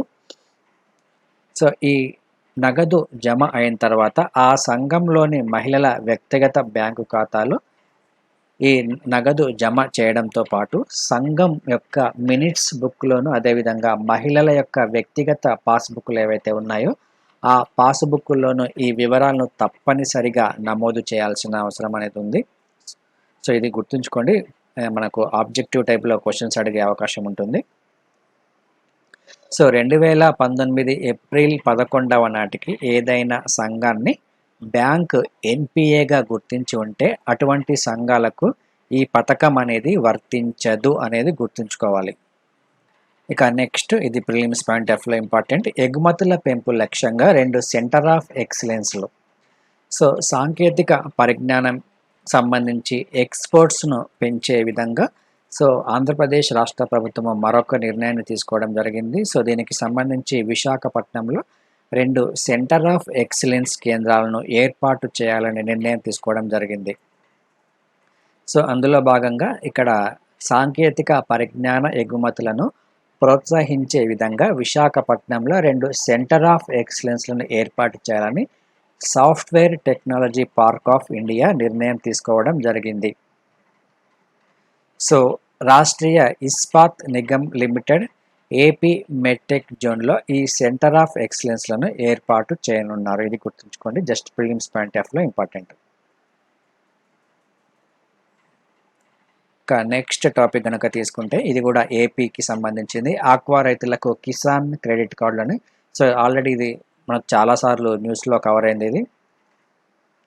సో ఆక్వా మరియు దాని అనుబంధ రంగాల్లో ఉన్న వారందరికీ కిసాన్ క్రెడిట్ కార్డులను జారీ చేసి రుణాలను ఇవ్వాలని ప్రభుత్వం నిర్ణయం తీసుకోవడం జరిగింది. సో దీని ద్వారా ఈ మత్స్య రంగంలో ఉన్న కార్మికులు ఎవరైతే ఉన్నారో సో వీరి యొక్క ఆర్థిక అవసరాలకు అనుగుణంగా భవిష్యత్తులో వీరు ఆర్థికంగా అభివృద్ధి చెందేందుకు ఇది చాలా ఉపయోగపడే విధంగా ఉంటుంది. సో ప్రస్తుతం ఈ మత్స్య సంపద విక్రయించే వారికి, అదేవిధంగా సముద్రంలో చేపలు పట్టేవారికి కూడా ఈ రుణాలను ఇవ్వనున్నారు. సో ఇక్కడ ఈ ఆక్వా రుణాలకు సంబంధించి దాదాపుగా 3 లక్షల వరకు స్వల్పకాలిక రుణాలు తీసుకోవచ్చును. అదే భూమి లేని రైతులు ఎవరైతే ఉన్నారో సో వారికి సంబంధించి ఎటువంటి హామీ లేకుండా 1.60 లక్షల వరకు ఈ రుణాన్ని ఇవ్వడం అనేది జరుగుతుంది. సో ఇది ప్రిలిమ్స్ పాయింట్ ఆఫ్ లో ఇంపార్టెంట్, గుర్తుంచుకోండి. ఇక నెక్స్ట్ టాపిక్ కనుక తీసుకుంటే ఇది కూడా ప్రిలిమ్స్ పాయింట్ ఆఫ్ లో ఇంపార్టెంట్. రాష్ట్రంలో ఇంధన పొదుపునకు మరింతగా తోడ్పడేందుకు జర్మన్ అభివృద్ధి బ్యాంక్ KfW అదేవిధంగా GIZ వంటి సంస్థలతో ఆంధ్రప్రదేశ్ రాష్ట్ర ప్రభుత్వము చర్చలు కొనసాగిస్తుంది. సో ఒకవేళ ఇది కనుక ఫైనలైజ్ అవుతే ఈ ఆంధ్రప్రదేశ్ రాష్ట్రంలో ఇంధనాన్ని పొదుపు చేసేందుకు జర్మన్ బ్యాంక్ కూడా తోడ్పాటు అందించనుంది అని గుర్తుంచుకోవాలి. ఇది ఇంకా ఫైనలైజ్ అవ్వలేదు. ఇక నెక్స్ట్ టాపిక్ తీసుకుంటే అరటి ఎగుమతుల్లో ఆంధ్రప్రదేశ్ టాప్ అని. సో అరటి ఎగుమతులకు సంబంధించి 2020వ సంవత్సరానికి ఆంధ్రప్రదేశ్ రాష్ట్ర ప్రభుత్వము జాతీయ స్థాయిలో పురస్కారాన్ని తీసుకోవడం జరిగింది. సో తమిళనాడు నుంచి తిరుచిరాపల్లిలో భారతీయ వ్యవసాయ పరిశోధన కేంద్రం, అనుబంధ అరటి పరిశోధన కేంద్రంలో నిర్వహించిన కిసాన్ మేళా ఏదైతే ఉందో సో ఇక్కడ ఆంధ్రప్రదేశ్ రాష్ట్ర ప్రభుత్వము అరటి ఎగుమతుల్లో మొట్టమొదటి స్థానంలో నిలిచిందని చెప్పడం జరిగింది. సో మొత్తం ఆంధ్రప్రదేశ్ రాష్ట్రంలో 1.5 లక్షల అరటిని సాగు చేయడం అనేది జరుగుతుంది. 1.5 లక్షల హెక్టార్లలో ఈ అరటిని సాగు చేస్తున్నారు. సో ఆంధ్రప్రదేశ్ రాష్ట్రం నుంచి వివిధ దేశాలకు కూడా ఎగుమతులు అనేవి కొనసాగుతున్నాయి ఈ అరటికి సంబంధించి. So Egypt, Saudi Arabia, Qatar, Iran, Bahrain, UAE వంటి దేశాలకు ఆంధ్రప్రదేశ్ నుంచి ఈ అరటి పండ్ల ఎగుమతి అనేది గణనీయంగా పెరగడం అనేది జరిగింది గత కొంతకాలంగా చూసుకుంటే. ఇక నెక్స్ట్ టాపిక్ తీసుకుంటే నూతన జిల్లాలకు సంబంధించి ఆంధ్రప్రదేశ్ రాష్ట్రంలో సో దీనికి సంబంధించి సబ్ కమిటీల విధులను నిర్ణయించడం జరిగింది. సో ఇటీవల ఆంధ్రప్రదేశ్ రాష్ట్ర ప్రభుత్వం ఒక నిర్ణయం తీసుకోవడం జరిగింది. సో పార్లమెంటు నియోజకవర్గాల వారీగా ఈ జిల్లాలను పెంచాలనే నిర్ణయం తీసుకున్న నేపథ్యంలో దీనికి ఒక కమిటీని కూడా ఏర్పాటు చేయడం అనేది జరిగింది. సో ఈ సబ్ కమిటీల యొక్క విధులను కనుక ఒకసారి మనం తీసుకుంటే so SLC Andhra Pradesh centre for financial systems and సర్వీసెస్లో ఒక సచివాలయం అనేది ఏర్పాటు చేయనున్నారు. సబ్ కమిటీల నుంచి ఈ సమాచారాన్ని సేకరించిన తర్వాత సో ఈ జిల్లాల పునర్వ్యవస్థీకరణ వెబ్సైట్ ఏదైతే ఉందో సో ఆ వెబ్సైట్లో ఈ సమాచారాన్ని అప్లోడ్ చేయడం అనేది జరుగుతుంది. సో సబ్ కమిటీ యొక్క విధులు గనక ఒకసారి మనం చూసుకుంటే జిల్లాల యొక్క సరిహద్దులు, అదేవిధంగా న్యాయపరమైన అంశాల అధ్యయన బాధ్యతలను మొదటి ఉపసంఘం పర్యవేక్షిస్తుంది.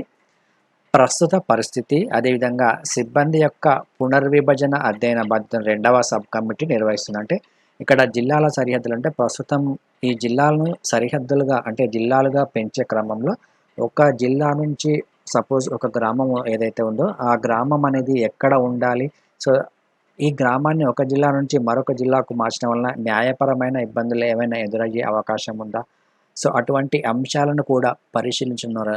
ఎందుకంటే ముఖ్యంగా ఈ జోనల్ వ్యవస్థకు సంబంధించి ఈ రాష్ట్రపతి ఉత్తర్వులు ఏదైతే ఉన్నాయో అటువంటి సందర్భంలో ఈ మండలాలను ఒక జిల్లా నుంచి మరొక జిల్లాకు మార్చిన సందర్భంలో సమస్యలు తలెత్తే అవకాశం అనేది ఉంటుంది. సో కాబట్టి అటువంటి అంశాలను కూడా పరిగణలోకి తీసుకోవాల్సిన అవసరం అనేది ఉంది. సో అదేవిధంగా ఈ జిల్లాలకు సంబంధించి అక్కడ ఉన్న ఆస్తులు, అదేవిధంగా మౌలిక సదుపాయాలకు సంబంధించి సో వీటిని ఎక్కడెక్కడ పంచాలి అనే అంశాన్ని కూడా తీసుకోవాలి.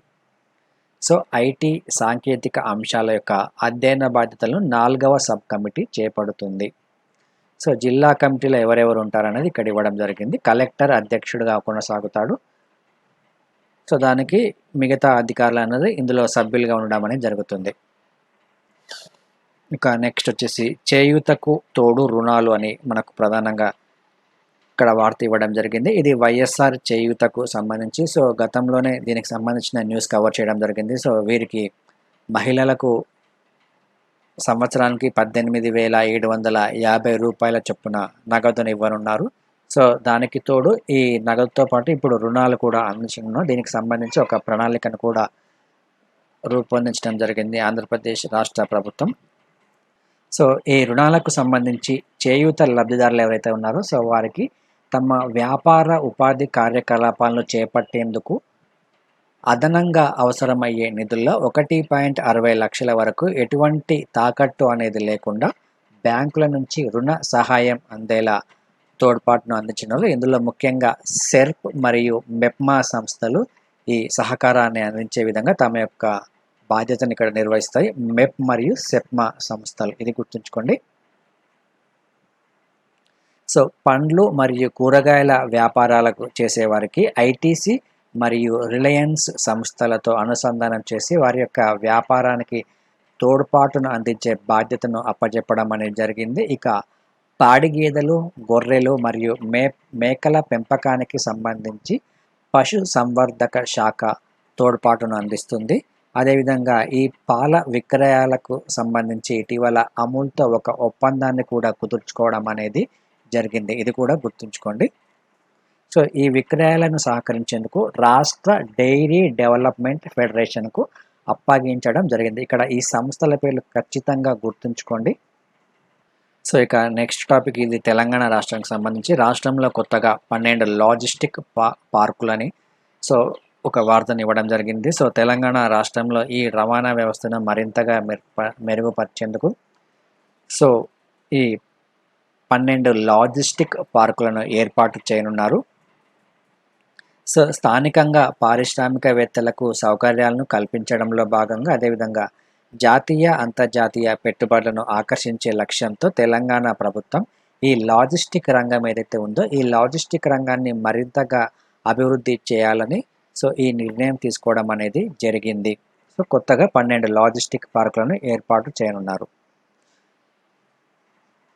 సో తెలంగాణ వ్యాప్తంగా ఇక్కడ ప్లేసెస్ ఇవ్వడం జరిగింది. రంగారెడ్డి జిల్లా బాటసింగారంలో హెచ్ఎండిఏ, హెచ్టిడిఎల్ సంస్థలు సంయుక్త భాగస్వామ్యంతో ఈ పార్కును నిర్మిస్తున్నాయి.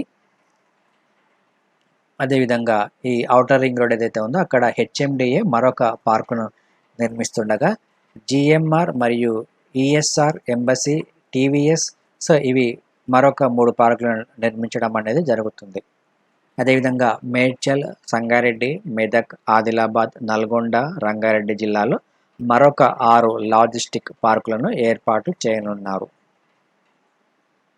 ఇక నెక్స్ట్ టాపిక్ తీసుకుంటే ఇది గిన్నిస్ బుక్లో పాలమూరుకు చోటు అని ఇక్కడ ప్రధానంగా కనిపిస్తుంది. మహిళా సంఘాల భాగస్వామ్యంతో పాలమూరు జిల్లాలో 9 రోజుల్లోనే 1.12 కోట్ల విత్తన బంతులను తయారు చేయడం అనేది జరిగింది. సో ఇది ఒక గిన్నిస్ బుక్ రికార్డుగా చెప్పుకోవచ్చు మనం. సో ఇక్కడ ముఖ్యంగా మనం గుర్తుంచుకోవాల్సింది జిల్లా పేరు గుర్తుంచుకోవాలి. పాలమూరు జిల్లా. ఇది సీడ్ బాల్స్ అంటే విత్తన బంతులను తయారు చేయడంలో గిన్నిస్ రికార్డును సాధించింది. ఇక next topic, ICC hall of ఫేమ్లో ఖలీస్, లీజా, జహీర్ అబ్బాస్ అని ఇక్కడ మనకి ఇవ్వడం జరిగింది. సో వీరి యొక్క పేర్లు గుర్తుంచుకోవాలి.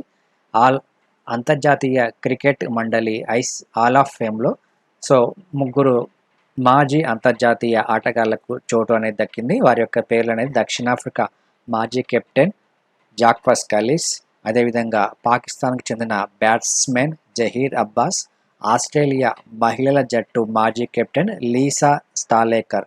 సో కొత్తగా ఈ జాబితాలో తమ యొక్క పేరు అనేది వచ్చింది అంతర్జాతీయ క్రికెట్ మండలికి సంబంధించి హాల్ ఆఫ్ ఫేమ్లో. సో ఇది ప్రిలిమ్స్ పాయింట్ ఆఫ్ వ్యూలో గుర్తుంచుకోండి. సో ఇక ఈరోజు క్వశ్చన్స్ కనుక ఒకసారి చూస్తే, ఇటీవల వార్తల్లో తరచుగా వచ్చిన అటల్ టన్నెల్ ఏ రాష్ట్రంలో ఉంది? సో కింద 4 ఆప్షన్స్ ఇవ్వడం జరిగింది. ఇటీవల విడుదల చేసిన హరిత్ పత్ యాప్ను రూపొందించింది ఎవరు? సో దీనికి కరెక్ట్ సమాధానం గుర్తించండి. ఇక ఇటీవల వార్తల్లో తరచుగా వచ్చిన ట్రై ఫుడ్ ప్రాజెక్ట్ దేని గురించి? ఇక్కడ 2 ఆప్షన్స్ ఇవ్వడం జరిగింది. సో ఇందులో సరికాని వాటిని గుర్తించండి అని ఇక్కడ ఇవ్వడం జరిగింది. సో కాబట్టి దీనికి సమాధానాన్ని గుర్తించండి. ఇది ఈరోజు మనకు ఓవరాల్గా ఉన్న కరెంట్ అఫైర్స్. సో ఇక AKS, IAS, UPSC civil service ఎగ్జామినేషన్స్కి general studies prelims and mains coaching, అదేవిధంగా ఆప్షనల్ సబ్జెక్ట్స్లో sociology, anthropology, political science, public administration, Telugu literature, geography వంటి ఆప్షనల్ సబ్జెక్ట్స్ కూడా కోచింగ్ ఇవ్వడం అనేది జరుగుతుంది. ఇక ప్రిలిమ్స్ మరియు మెయిన్స్కి టెస్ట్ సిరీస్ని కూడా అందిస్తుంది ఏకేఎస్, ఐఏఎస్. ఇక రాష్ట్ర స్థాయి పబ్లిక్ సర్వీస్ కమిషన్లో ఏపీపీఎస్సీ మరియు టీఎస్పీఎస్సీకి సంబంధించి group 1, group 2 Telugu and English మీడియంలలో కోచింగ్ అనేది మీకు అవైలబుల్గా ఉంటుంది. ఇక APPSC group 1 mains test series ప్రస్తుతం ఎవరైతే రాస్తున్నారో వారి కోసం టెస్ట్ సిరీస్ని కండక్ట్ చేయడం జరుగుతుంది. ఇందులో మీకు మొత్తంగా 25 టెస్టులు ఉంటాయి. ఈ టెస్టులతో పాటు మీకు ఆ టెస్ట్కి సంబంధించిన డిస్కషన్స్ కూడా మీకు ఇవ్వడం అనేది జరుగుతుంది.